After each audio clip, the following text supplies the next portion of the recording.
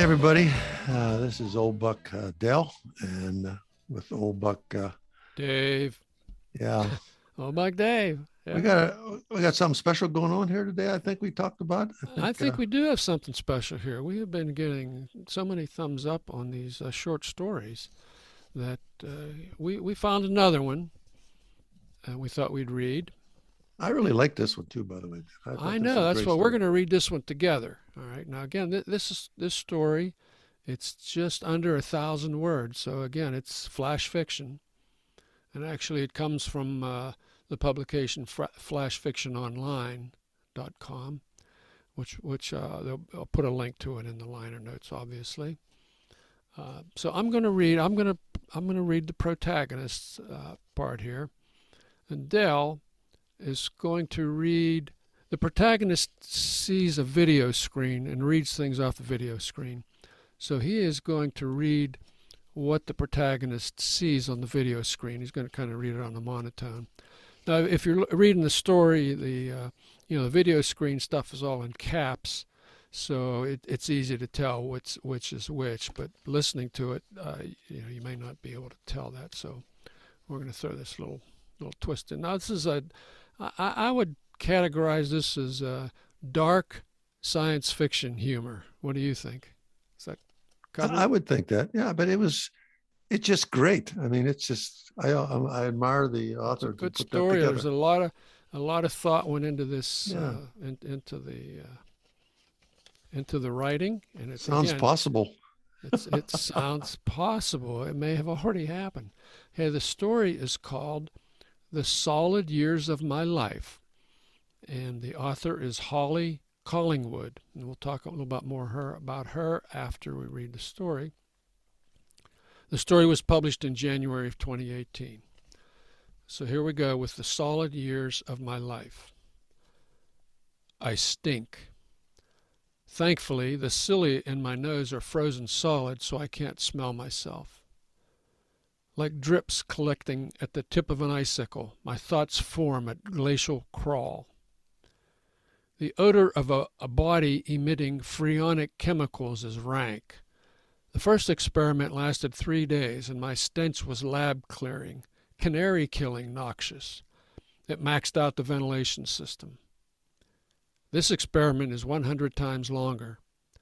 The team replaced my blood with freonic compounds at an atomic level when I was cryogenically preserved 300 days ago.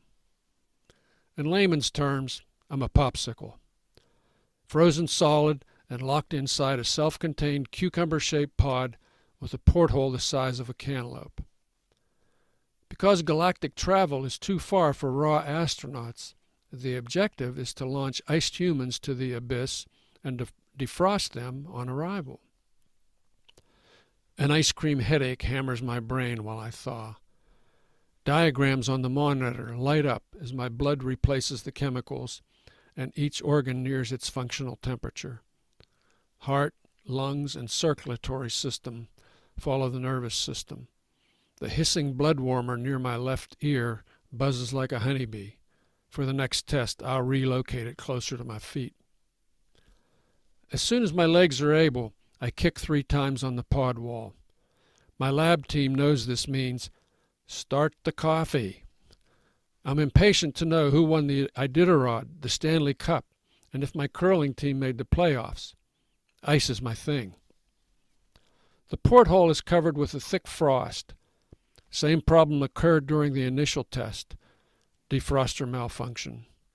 The tech team wasn't confident about their alterations, so at the last moment before closing the pod, Jorgensen ran to her car and returned with a plastic windshield scraper, complete with a $4.99 price tag from Andy's Auto Body, still stuck on the handle.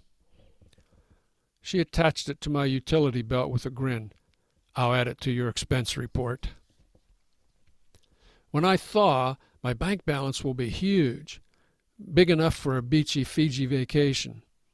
I negotiated hazard pay for all 300 days and didn't spend a penny, other than $4.99. Human Resources wouldn't let me off the hook for my monthly health insurance premiums either. I can't use it, I'd argued. No one wins arguments with HR. I fumble for the scraper and work on the porthole.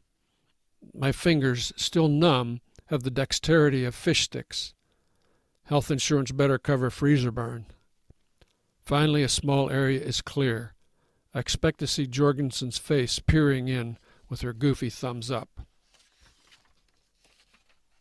Instead, there are rows of numbers lit on a screen. They blink. Binary. Maybe. My gray matter is thicker than a bowl of tapioca. The numbers disappear. A series of Greek letters replace them. What the hell? This is a typical Jorgensen joke. Scientists always think they're funnier than they are. Other languages appear until I recognize English. Tap 3 times if this is your human language. Not laughing, I tap 3 times anyway. Anything to guzzle scorching dark roast blend sooner. They're jealous.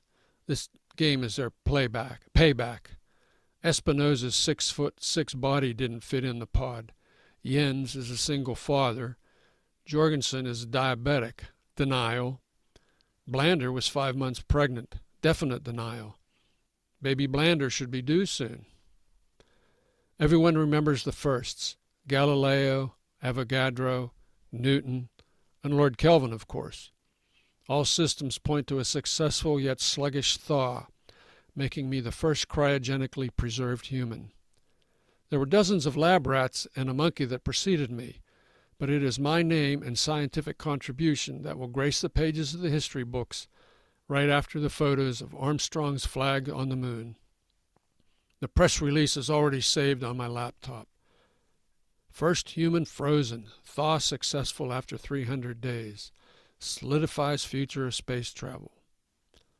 More words appear outside my porthole. We greet Earther, updating translator. Assholes. Thawing at deliberate rate, extra precaution for time delay. In 300 days, their assholes grew vast. If my brain were fully melted, I would crack a Uranus joke. Even the time Jorgensen snuck habanero peppers into Jens's yogurt was funnier than this. The words come faster now. Earth ended. Last human preserved well. Pod fiercely guarded. Safe to thaw now. Tap 3 times for compression. Jacuzzi. Yeah. Warm blanket and slippers. Yeah. This Jorgensen joke. No. Tap 3 times for comprehension. I tap. Pause. Tap. Pause. Tap. Will they detect sarcasm in the tempo? Adjusting atmosphere. Humans require 80% nitrogen, 20% oxygen. Tap 3 times to confirm. Whatever. Tap, tap, tap. I'll humor them. Earther preserved equivalent of 189 Earth years. Hell no. Couldn't happen. How would the pod stay charged? Did Luke's uncle finally let him go to 2 station for those power converters? My brain isn't that frozen anymore. Warmth has finally reached my extremities. My fingers tingle. The monitor flashes. Thaw successful. I stretch against a safety harness. Ankles, hips, neck. My joints ache, but function. Earther atmosphere achieved. Open pod in 3 human minutes. Tap 3 times to confirm. What if this isn't a joke? Could Jorgensen have made me portable? Did she convince Andy of Andy's auto body to construct a freaking galactic generator? That'll be on my expense report, I'm sure. Open pod in 2 human minutes. I still don't tap. Human, stay inside pod. Tap 3 times. Can't do that. Dehydration is imminent unless my stink kills me first. Open pod. Tap 3 times. Maybe? Real? Damn, I inhale hard. Horrid mistake. My nasal passages burn. I need out. Tap, tap, tap. The pod's airtight seals release. Artificial air rushes in and displaces my rotten stench. There is brightness and vast silence. I'll need a new press release because this isn't the Colorado lab, not even Earth. There's no coffee. And that's the end. I think that's a pretty slick little short story. I wanted to see. I'm totally engrossed. I was like waiting for the rest of the book. You know what I mean? It's like a great opening. It's a great opening. It would be a great opening. This could be part of the big sci-fi novel here. Yeah. So, but when you start reading that, the first time you read it, of course you read it before tonight, obviously. Was it what you expected by the end when you started it? No, but I like science fiction, and I was hooked. I was hooked from the get-go because it sounded plausible. It sounded, I mean, when science fiction sounds plausible to me, I'm in. Yeah. So, do you think the protagonist is male or female, or does it matter? I'm thinking male. I mean, that's just an assumption because I'm a male reader, I suppose. Yeah. I don't know.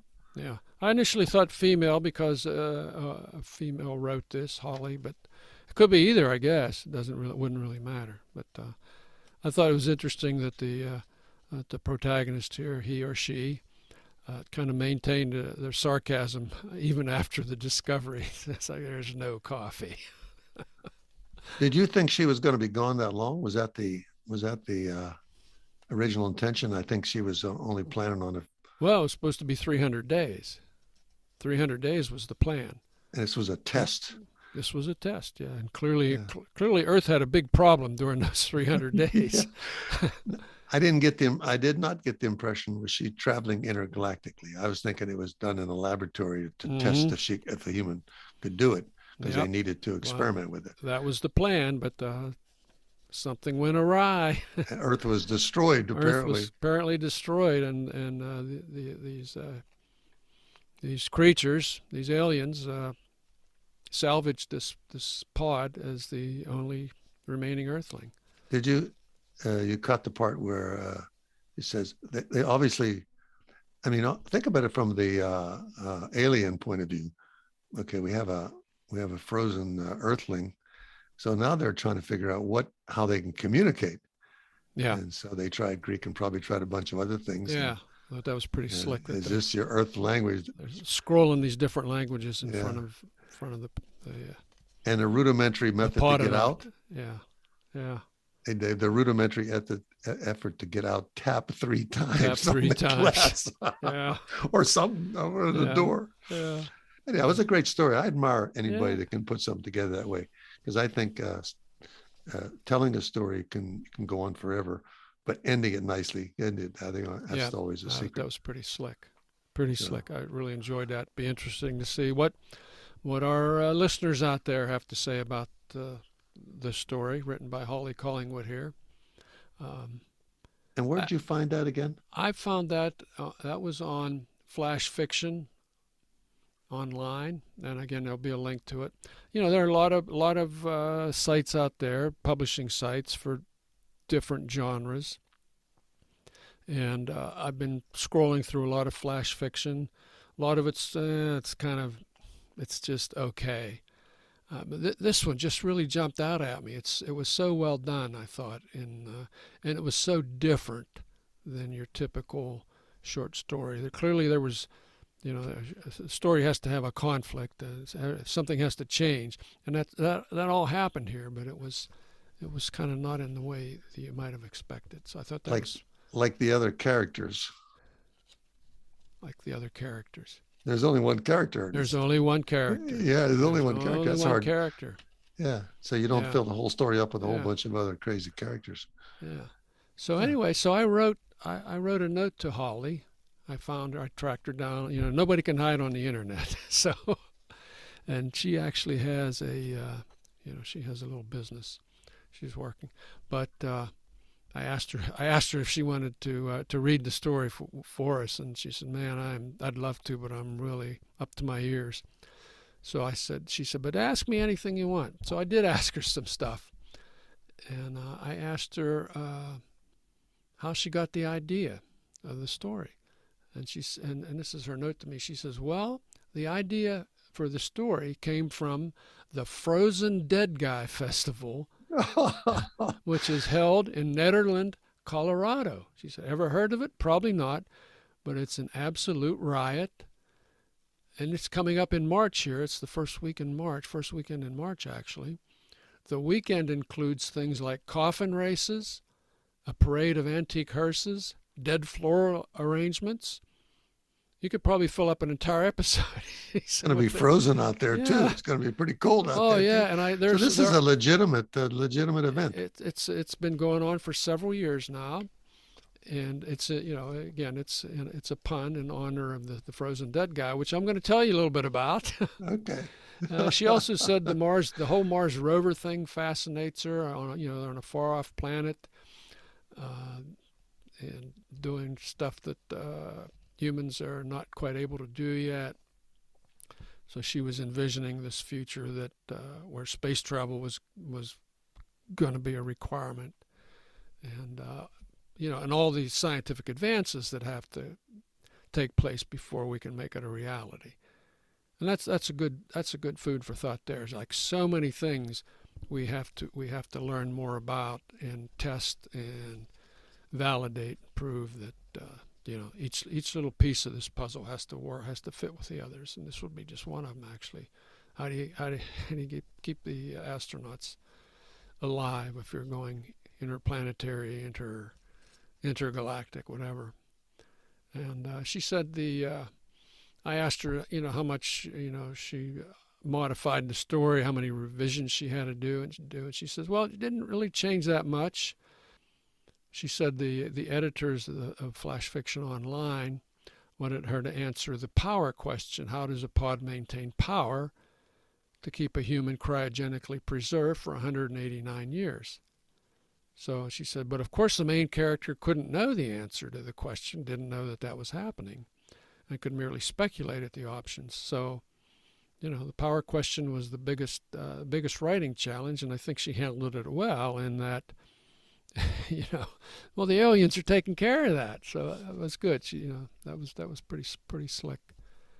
And so you spoke to the actual author of a published. She doesn't write continually, does she, or is this just something she just? Well, she writes, submitted. She's. Because I think anybody can submit something to these guys, can't they? Oh, anybody can submit. Yeah, sure. That's how you get them. You submit them. These, I've had stuff published, here and there. I haven't made the New Yorker yet, but there's a lot of places out there where you can get published. And there's so many niche journals out there that there's something for everyone. And of course, some have higher standards than others. They're not all the same. Well, this, in my view, worked out nicely for us. It was a short story that fascinated us both on a little, homegrown podcast kind of a thing. And I guess we can let people know if they have that writing bug, go ahead and take a chance. You can submit it to somebody. You never know. You can. Yep. All you got to do is do the search. But getting back to the Frozen Dead Guy Festival, I was intrigued by that. So I did a little search on that, and so I'm going to give you the semi-quick version here. In 1989, a Norwegian citizen named Trygve Bauge brought the corpse of his recently deceased grandfather, Brito Morstol, to the United States. Okay, he had preserved the body in dry ice for the trip, and then it was stored in liquid nitrogen at a cryonics facility in California from 90 to 93. Okay, so the idea was, he wanted to keep him frozen, or his grandfather wanted to be frozen until the technology was there to cure whatever caused him to die. Anyway, so he brought him over here. Then his mother came over here. They were going to they were going to create a cryonics facility. But Trygve got deported from the United States for overstaying his visa, and I read a couple of other articles about him. He was a strange dude. He was getting always getting in trouble one way or the other, and they finally booted him. But his mother stayed here, and she says she kept her father's body cryogenically frozen in a shack behind her unfinished house. So eventually she was evicted from this house. The house didn't have any electricity or plumbing. There was a lot of violations. Oh. So then she told a reporter that, well, I'm here because my father's body is frozen in the shed in the back. And, there's 2 other guys there, too. Along the way, they had collected 2 other guys, and they're keeping them in cold storage. So, of course, this hit City Hall, and the town immediately passed a resolution that you couldn't keep any dead guys or parts of dead guys. But he got grandfathered in, actually, so no pun intended. And I'm picturing the pitchforks and torches. Yeah. Yeah, because it was the read out of a Mel Brooks comedy. Yeah. So, but the public reaction to this whole thing is what made him have an exception for Brito, the grandfather clause. And he went to, and then finally they found somebody who would, pack him in ice, keep him in dry ice, and then somebody built a shed in that town, and they've got a couple bodies in there, I guess. So anyway, they still have him. Yeah, he's still there. Brito is still frozen there. Yeah, still frozen there. Okay. Still frozen there. Yeah, and there are other websites that go into a lot of gory detail in the crazy things that happened along the way. It's quite a hoot. I'll make sure I put that in the notes as well. So ever since 2002, they've been having this annual celebration, the Frozen Dead guys. And as Hawley mentioned, there are coffin races, and that's the pretext, but it's kind of like a carnival almost. It's a big carnival. It's a big party. It's just a big funny party. You see guys jumping into this pool of ice water, and it's just people having fun. Dressed up people in all kind of costumes, et cetera, et cetera. So only in America. Only in America, yeah. Yeah. So anyhow, I think that was fantastic that you were actually able to speak to the author. What a pleasure that was. Yeah, that was great. She was very, very graceful and very helpful, and so we're gonna keep looking, But reading this whole thing about this Frozen Dead Guy festival, that reminded me of something that I used to go to in Pittsburgh. And that was called, it was held around Halloween every year. It was called Night of the Singing Dead.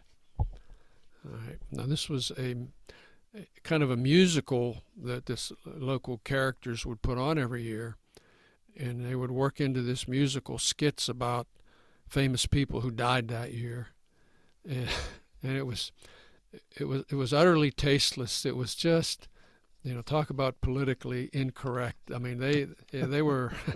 I'll say this for them: they were equal opportunity abusers. How old were you when you actually attended the? I mean, this was probably 10 years ago. Okay. I mean, Pittsburgh. So you weren't really a young buck either. I was not a young buck either. You're a curious buck, that's for sure. Yeah, I was a borderline old buck. Yeah, I was a curious buck. But I went to a couple years when they had it at the Rex Theater on the South Side, and it was just terrible. They had.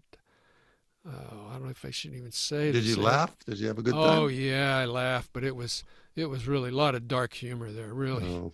Oh my God, they had Teddy Kennedy coming out with seaweed draped over him. Okay, say no more. Yeah, it was pretty. It was pretty rough. It was pretty rough.